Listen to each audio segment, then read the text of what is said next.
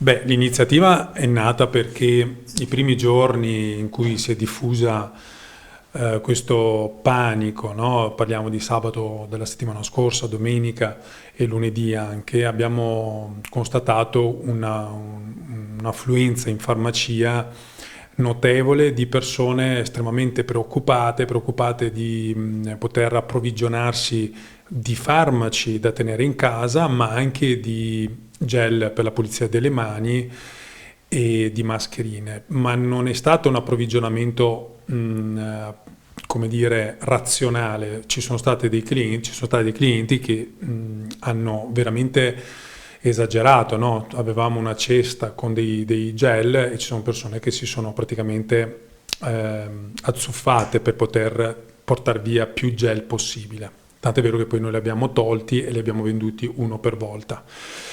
Da lì, partendo sempre dal presupposto che nella nostra farmacia c'è già un servizio da diverso tempo che si avvale dall'autoressa Maria Pitarresi, che è una psicologa e che è attraverso la quale abbiamo già dei momenti di ascolto rivolti alle persone. Abbiamo proposto a lei di fare qualcosa e che fosse anche gratuito, perché in questo momento di emergenza questo è un servizio che deve essere, diciamo, fruibile a tutti, a chiunque. Perché la sensazione era quella che le persone avessero perso un po' la cognizione della realtà, quindi attraverso questi titoli bombardati, no, dalla mattina alla sera, le persone è come se avessero smesso di vivere, no, e l'unico interesse che avessero era il coronavirus, no? E così si perde però la cognizione della quotidianità ed è pericoloso. Il pensiero poi anche per i bambini che subiscono continuamente questo tipo di violenza, passatemi il termine, no? E quindi da qui è nata l'idea di poter mettere a disposizione un momento di ascolto professionale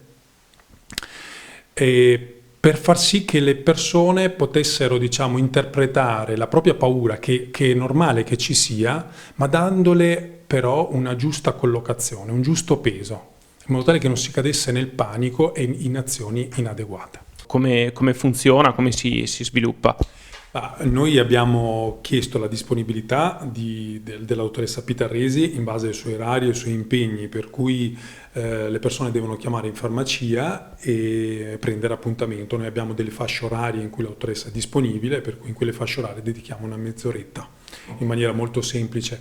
Sì, in modo tale la dottoressa ci ha dato più giorni di disponibilità in modo tale da poter eventualmente riuscire ad accontentare un po' le esigenze delle persone, insomma. E per quanto riguarda, diciamo, questa esperienza di portare un'iniziativa dal piccolo paese, da Castelcucco, fino poi alle TV nazionali, com'è stato?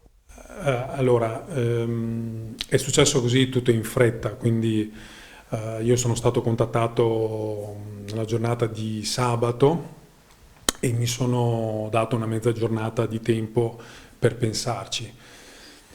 Poi in realtà ho pensato che sia a Castelcucco che sia a Milano cambia poco, no? E credo che questa mia iniziativa potrebbe essere, anche se partita da me, potrebbe essere, diciamo, l'idea di anche qualcun altro, soprattutto nelle zone dove magari il problema è molto più sentito, perché poi di fatto i nostri clienti, tutta la zona della Pedemontana, noi vantiamo clienti di Castelcucco ma anche di altri paesi limitrofi, e devo dire che le persone sono state abbastanza, come dire, contenute, no, nella gestione di questa emergenza.